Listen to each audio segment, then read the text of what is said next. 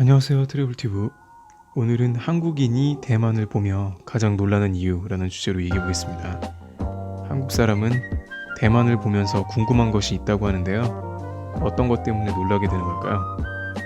일단 한국 사람들은 대만에 대해 잘 모르는 게 대부분입니다. 특히 20대 이하의 세대들은 대만과의 단교했던 역사도 직접 겪질 않았기 때문에 모르는 경우도 많습니다.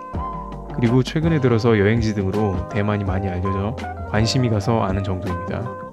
그런데 막상 대만에 대해 알다 보면 놀라는 점이 있다고 합니다. 우선 대만은 1992년 단교하기 전까지 한국보다 발전되거나 비슷한 국가로 여겨졌습니다.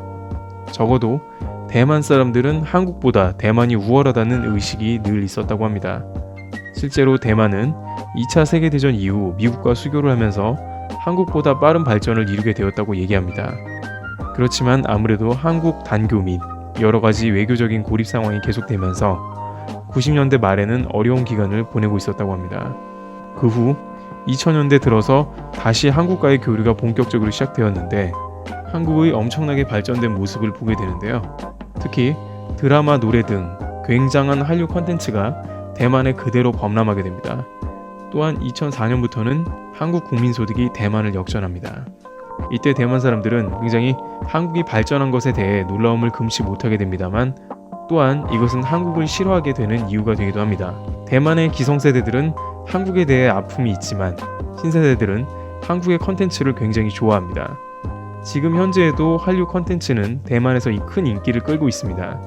따라서 한국에 대한 기존의 반한 감정 및 배신감과 반대로 날로 발전하는 한국에 대한 피해의식이 일부 자리를 잡았다고 합니다. 대만에는 나름의 이유가 있다고 합니다. 한국은 중간에 대만과 단교를 했고 태권도 챔피언 양수진 선수의 탈락, 최근의 쯔위 사태 등 여러가지 사건이 복합적으로 대만 사람의 반한 감정을 키우기도 했습니다. 그러나 한국 사람들은 이러한 것으로는 대만 사람들이 무엇 때문에 한국에 대해 반환을 하는 것인지 잘 납득할 수가 없기 때문입니다. 게다가 한국 사람들은 대만에 대해 별로 나쁜 감정도 없는 것입니다. 일본이나 중국의 경우와는 다르게 대만 사람들의 자리 잡은 반한 감정에 대해 한국 사람들은 가장 놀라는 것 같습니다. 많은 누리꾼들은 대만의 반한 감정은 의외다라는 반응입니다.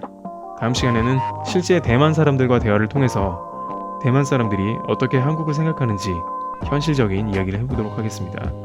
트래블튜브 오늘 여기서 마치겠습니다. 감사합니다.